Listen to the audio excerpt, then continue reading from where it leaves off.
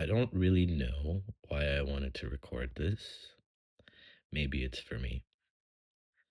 Maybe one day I'll send it to someone who's going through a rough patch. Maybe it'll just sit in my phone forever. Either way, I figured that if I ever forget what helped me, I'd like to have something that I can come back to. Most of this came from seasons where I really didn't have my shit together. Some of it came from counseling, some of it came from books, some of it came from podcasts. Some of them came from conversations I didn't even realize were important until months later. And honestly, some of it is just sitting with my own thoughts long enough to notice patterns. None of this is revolutionary, it's just what worked for me.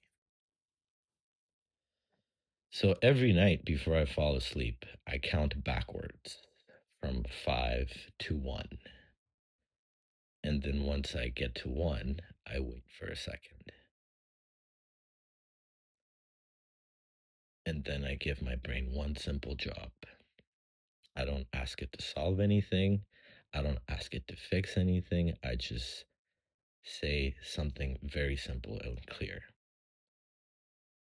Like, help me wake up carrying a little less of this. Or help me feel less stress. Or even give me more clarity. That's it. Then I go to sleep. I don't negotiate with my brain. I don't argue with it. Sometimes nothing happens. Sometimes I wake up and something has shifted. Either way, it keeps me from trying to solve tomorrow before I've even gone to bed. That helps during the night. During the day, however, I need something completely different. Walking has probably saved me more times than I can count. People probably think I'm insane because I'll literally be walking down the street talking to myself. If someone walks by, I'll stop and smile. Pretend I'm perfectly normal. Then, as soon as they're gone, I start talking again. I know, sounds a little crazy, but stick with me. Sometimes I'm replaying a conversation. Sometimes I'm saying everything I wish I'd said. Sometimes I'm talking to someone who isn't even there. Most of the time, though, I'm just talking to myself. The best way I can explain this is like, imagine you leave your house carrying a ridiculously heavy backpack full of rocks. Every thought you say out loud is another rock that falls out. You keep walking, you keep talking, and the rocks just keep falling out. Another one, another one. Eventually, you realize the backpack isn't nearly as heavy anymore. Sometimes it's gone completely. But if I get back to my starting point and I still feel heavy, then keep walking and talking. Not every day I can get outside, though. On those days, I write. Writing forces my brain to slow down. Thoughts move a whole lot faster than a pen does. Half the time, I never even read it again. Just getting it out of my head is enough. Excuse me. Whether I'm walking or talking, I eventually notice the same thing every time, though. It's usually not the situations that's exhausting me, it's my own thoughts. I picture every thought as a parrot sitting on my shoulder. Some days it's being nice, it's the nicest bird you'll ever meet. Other days it's an absolute asshole. It tells me everybody secretly hates me. It tells me that I ruined everything. It tells me I should definitely send that text. It tells me I know exactly what somebody else is thinking, and it never runs out of shit to say. The mistake I used to make was believing that because I had a thought, I had to do something about it. Now I just notice it. Like, oh, there's that parrot again. Maybe it's right, but probably wrong. I don't have to decide. I don't have to argue. I don't have to throw it off my shoulder. I just let it keep talking while I make breakfast, while I drive to work or have a conversation.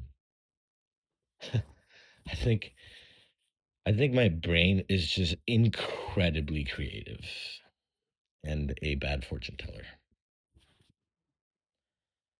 After listening to the stupid bird for long enough, I realized something else. There's a huge difference between facts and the stories my brain tells me. If someone doesn't text me back, that's a fact. Everything after that, like they're mad at me, they don't care, I've lost them, that's the story. And my brain really hates uncertainty. The same thing happens with feelings. I can feel jealous without accusing someone. I can feel anxious without assuming something is wrong. Feel hurt without trying to fix anything immediately. Feelings deserve a seat in the car. They don't automatically get to drive it. And when none of that works, I borrow perspective. I ask future me. Whenever I'm about to send a text I'll probably regret or spiral over something I can't control, I stop and I ask, what would future me hope I do today? Not what makes me feel better for the next 5 minutes, right? See the difference? What would make future me grateful? That's one question that has saved me a lot of impulsive decisions. For a long time, I thought healing meant getting one more conversation in, one more answer, one more apology. But turns out none of those things actually healed me or helped me. Building my life again did. I started saying yes to things. I picked up hobbies again. I started writing, taking pictures, meeting people, making new memories. And in all of that, the pain didn't disappear. It just stopped taking center stage. Maybe none of this will help you, and that's okay. None of it helped me the first time I heard or figured it out. I had to live it, practice it, mess it up, try again, over and over. Eventually, these things stopped feeling like techniques. They just became habits. And somewhere along the way, those habits became the person I am today.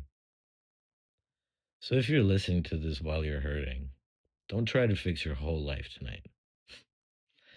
Take one rock out of the backpack, go for a walk, write one page, count backwards from five, ignore what that bird wants. That's enough. Tomorrow you can take another rock out and try again. Thanks for listening.